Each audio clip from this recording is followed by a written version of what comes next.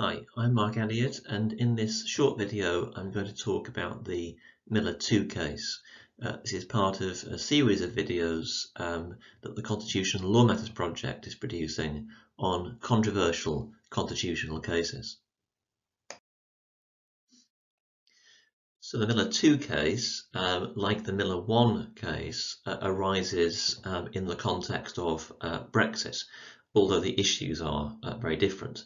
If you're interested in the Miller 1 case, we have a video on that case as well on our website. So what was Miller 2 about? So what was the background? Well, the Miller 2 case arose in the autumn of 2019, and at that time the UK's Brexit negotiations with the European Union were still ongoing. We were approaching a deadline within that process whereby the UK was scheduled to leave the European Union irrespective of whether an agreement had been reached on the terms of withdrawal.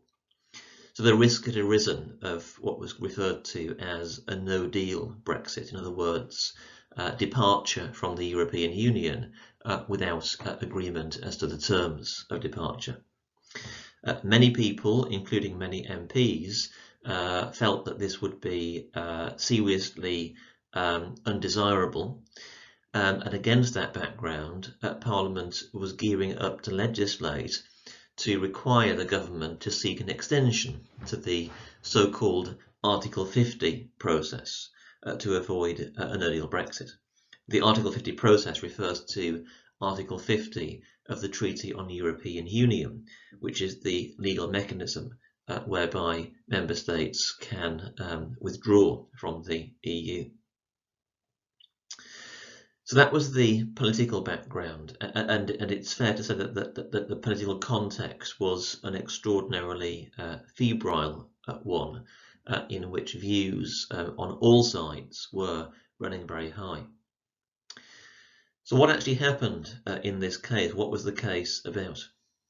Well, the Prime Minister advised the Queen to prorogue or suspend Parliament for a period of 5 weeks around that critical time that I've just described. I'll say a bit more in a moment about what proroguing Parliament actually means. For now, it means suspending it.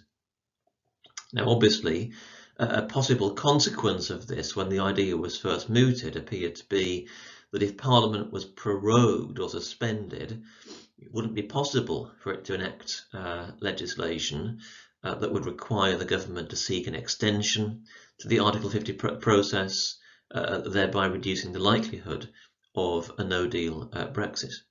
In fact, in the end, such legislation was enacted before prorogation took effect. But Parliament was prorogued for, the government intended, a 5-week period in the autumn of 2019, and the matter was then challenged in the courts and ultimately in the Supreme Court. The Supreme Court ruled that prorogation had been unlawful and invalid, meaning that legally Parliament had never actually been prorogued. As a result, Parliament reconvened the morning after the Supreme Court's judgment. So what were the legal issues in the Miller 2 case? Well, the central question before the court was whether the prorogation of Parliament for this duration of 5 weeks and in these circumstances was lawful. Had the government acted lawfully by procuring the prorogation of Parliament for that length of time? Now, this gave rise to two key legal issues that the Supreme Court had to grapple with in its judgment. The first was the preliminary question of justiciability. Was the issue the court was being asked to consider justiciable? What we mean by that is, was the question the court was being asked to engage with a legal question that is properly for a court of law, or was the court in fact being asked to rule on an essentially political or policy matter that is not really any of the court's business? So was the court being asked to deal with the matter that it was appropriate for the court to actually consider? As we'll see, the Supreme Court decided that the answer to that question was yes, it was being asked a question that the court considered it was appropriate to consider. When it went on to do that, the court then held that the court then had to turn to the question of legality. If the issue was justiciable, and the court decided it was, had the power to prorogue Parliament been lawfully exercised? So the two key questions for the court were, was the matter justiciable? Was it a matter for the court? And then secondly, if it was, had the power to prorogue been lawfully exercised? So I'll turn in a moment to how the court addressed those two questions. But before I do, I wanted to say a little bit more about what proroguing Parliament actually means and what the effects of prorogation are. So here on the slide we have an excerpt from the judgment of the Supreme Court where it describes in some detail what prorogation means and what the consequences are. The court begins by explaining that parliamentary sittings are normally divided into sessions that usually last for about a year. The effect of prorogation is to bring the current session to an end, and then the new session begins, usually a short time, and that means a few days later, with the Queen's speech. In the Queen's speech, the government sets out its plans for legislation over the coming period. In effect, prorogation is usually a short, a few days break between parliamentary sessions. Prorogation in this sense is a short punctuation mark that brings the old parliamentary session, often a year, to an end and paves the way for a new Queen's speech and for the beginning of a new parliamentary session or year. Of course, when Parliament is only prorogued for a few days, nothing much turns on that. But the longer it's prorogued for, the more pressing becomes the question, what is the effect of prorogation? And in the rest of this excerpt, as you can see, the Supreme Court goes on to explain this. It tells us that while Parliament is prorogued, neither House, neither the House of Commons or the House of Lords, can meet or debate or pass legislation. Neither house can debate government policy, nor may members of either house ask written or oral questions of ministers.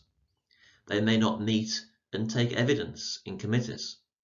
In general, bills, in other words, laws that are in the process of being enacted, bills which have not yet completed all their stages are lost and will have to start again from scratch in the next session of Parliament, although in certain circumstances, bills can be carried over. So the consequences for Parliament of prorogation are quite significant indeed. It can't perform any of its key constitutional functions. It can't make law, and it can't hold the government to account. In contrast, the Supreme Court explains, the government remains in office while Parliament is prorogued. It can exercise its powers, including its powers to make delegated legislation and bring it into force. That means legislation made by the government under powers given to it by Parliament. The government can also exercise all the other powers which the law permits. But it can't procure the passing of acts of Parliament, obviously, because Parliament itself is suspended, and it can't obtain parliamentary approval for further spending. So there are certainly significant consequences, including negative consequences for the government. But in one sense, there are also some positive consequences, if you want to look at it in that way, because it means that the government is relieved of having to account for itself to Parliament, and is relieved of being held to account and scrutinised by Parliament. So the bottom line is that prorogation has very significant practical effects for how our parliamentary and governmental system operates. And of course, the longer the period of prorogation, the more pronounced those effects will be. So with that account from the Supreme Court of what prorogation actually entails in mind, I want to turn now to those two questions that I outlined earlier that the Supreme Court had to grapple with in the Miller 2 case. And as you'll recall, the first of those questions was the question of justiciability. Was the court being asked to determine a legal matter which it was appropriate for the court to determine? Here's what the court said on this point. It said that although the court cannot decide political questions, the fact that a legal dispute concerns the conduct of politicians or arises from a matter of political controversy has never been sufficient reason for the court to refuse to consider it. As the divisional court observed in its judgment, that is the lower court observed in its judgment in this case, almost all important decisions may be made by almost all important decisions made by the executive have a political hue to them. Nevertheless, the courts have exercised a supervisory jurisdiction, in other words, an oversight power, over the decisions of the executive for centuries. Many, if not most, of the constitutional cases in our legal history have been concerned with politics in that sense. So what the court is saying here is that many cases arise amid political controversy. And the mere fact that a legal question is put to the court and that question is surrounded by political controversy does not stop that legal question from being a legal question that it is proper and appropriate for the court to determine. So what we have to do then is to really try to see through any political noise or controversy that might surround a case, and then ask ourselves the question, once we have put those things to one side, is the central question that the court is being asked to answer, is that a legal question? And if it is, then the surrounding political controversy, on the court's view, should not stop the court from doing its job and determining the legal issue. Another aspect of the court's reasoning on this point about justiciability that's worth keeping in mind is the court's remarks on the separation of powers. Now, the separation of powers is a constitutional principle which holds that there are different institutions of government. There is the executive government, that is the Prime Minister, the Cabinet, and the rest of the machinery of government in that sense. Then there is the legislature or parliament, and then there are the courts. And under the separation of powers theory, each of those three institutions, executive, legislature, judiciary, they each have different functions. The executive is there to implement policy and to run the country. Parliament is there to enact the law and to hold the government to account. And the judiciary is there to apply, uphold, and interpret the law. Would judicial intervention in circumstances like those that arose in Miller 2, would that be a breach of the separation of powers? Would it involve the court somehow overstepping the mark and trespassing on constitutional territory that belongs to a different institution?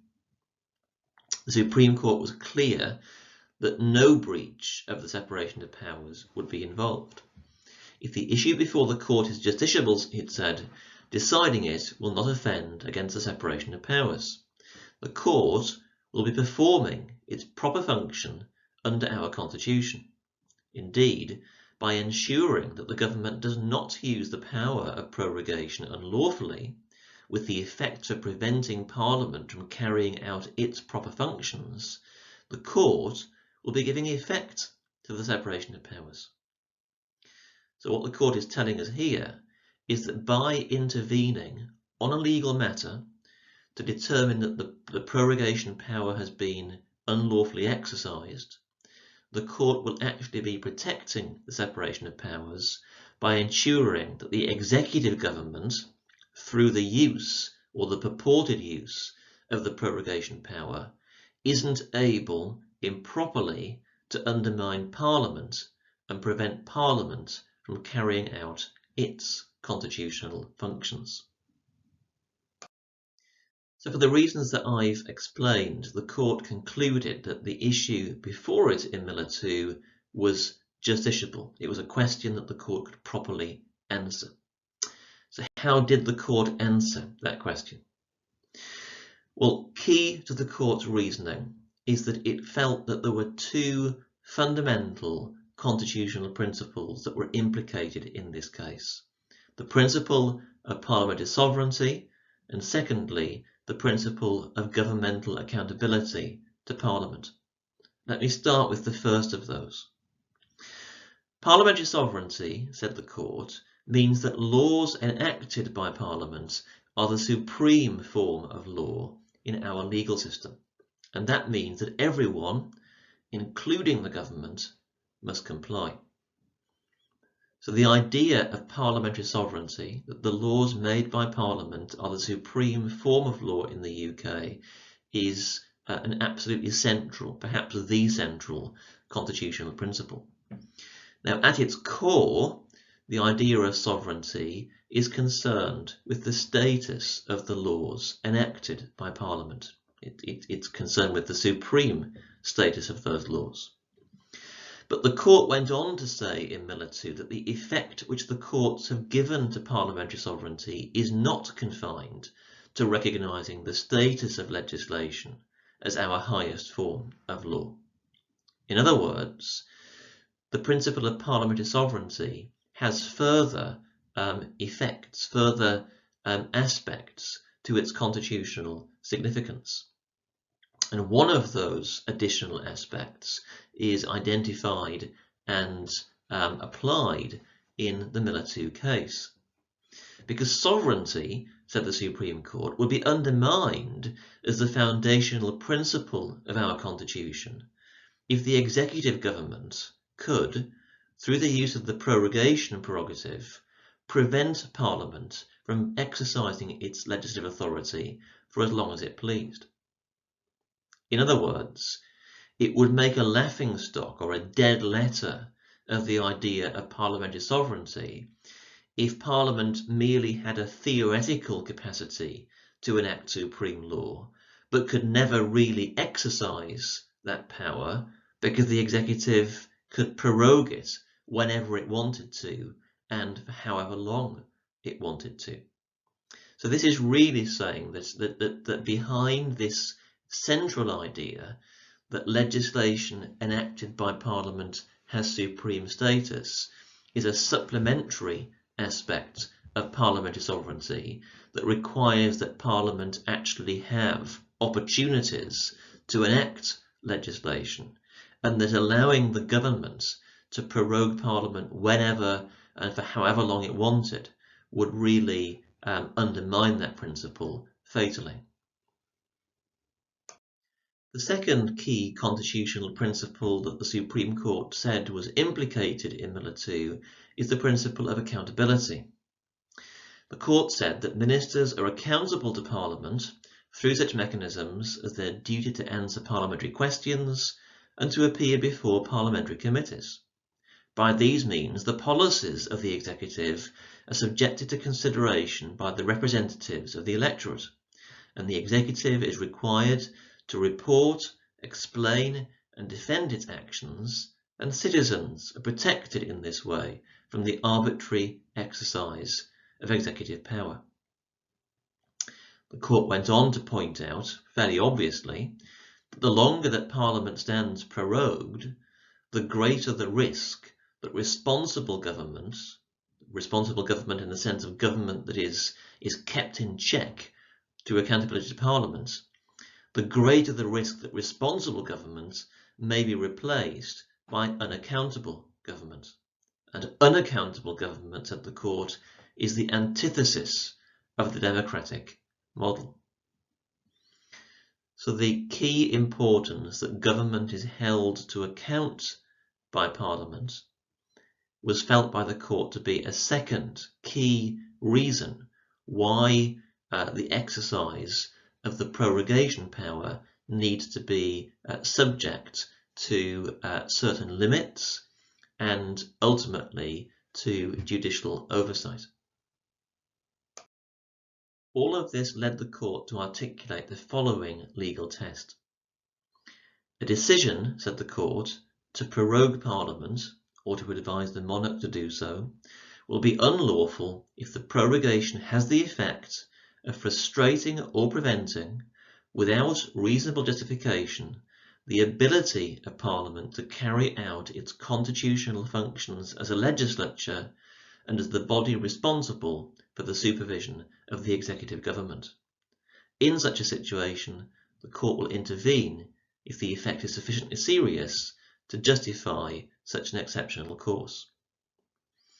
So what this effectively does is to set out 3 questions that need to be considered by the court in a case like this.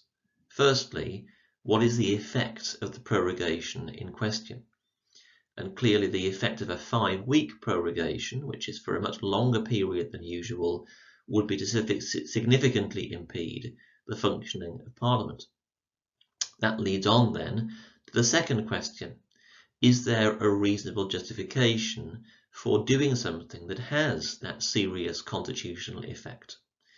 In the Miller 2 case, the court said that the government had not simply failed to provide a good reason for doing this, it had failed to provide any reason at all, and therefore reasonable justification was lacking. Thirdly, and finally, did the prorogation have effect serious enough to justify judicial intervention? And the Supreme Court clearly felt that it did. The effect of a 5-week prorogation was to significantly impede Parliament's ability to undertake its constitutional functions, and that was serious enough to justify judicial intervention.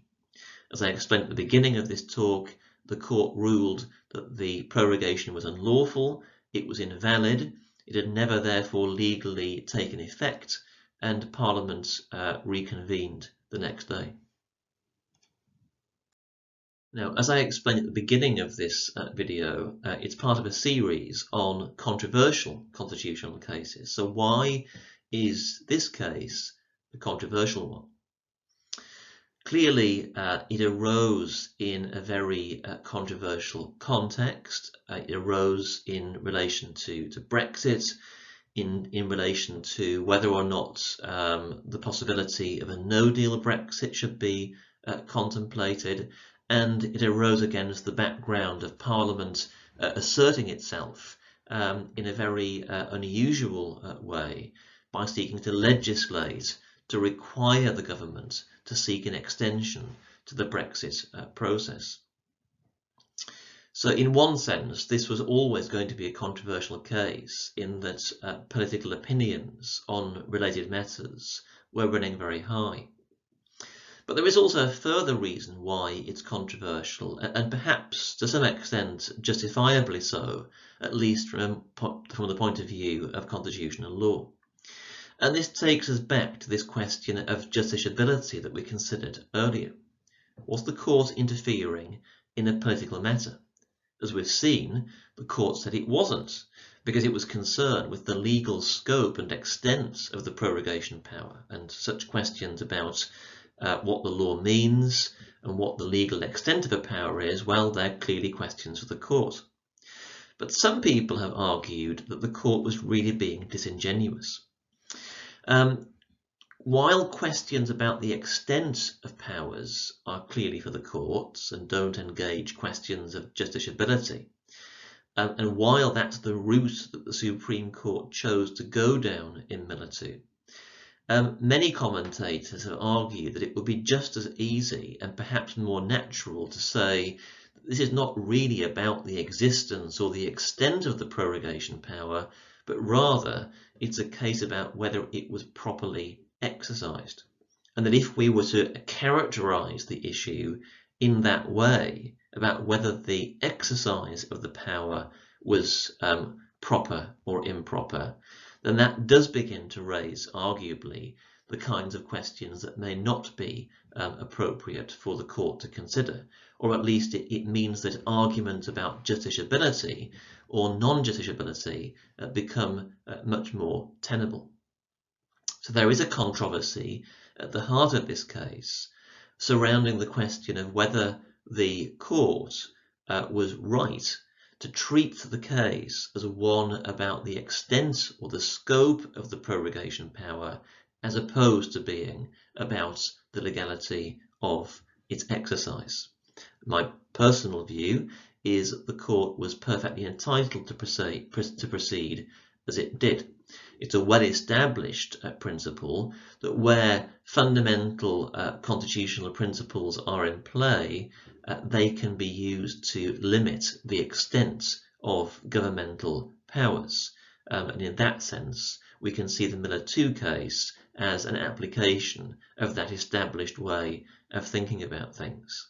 But there is the counter view, which is put forward by a number of commentators, that really this case was about the exercise of the power, and that argument about justiciability therefore had quite a lot more to them than the court was willing to concede. So Miller 2 is certainly a very significant constitutional case. It is a controversial case for the reasons that I've explained, and it is ultimately a case about the nature of these fundamental principles that exist at the heart of the Constitution, and how those principles affect powers such as the prorogation power.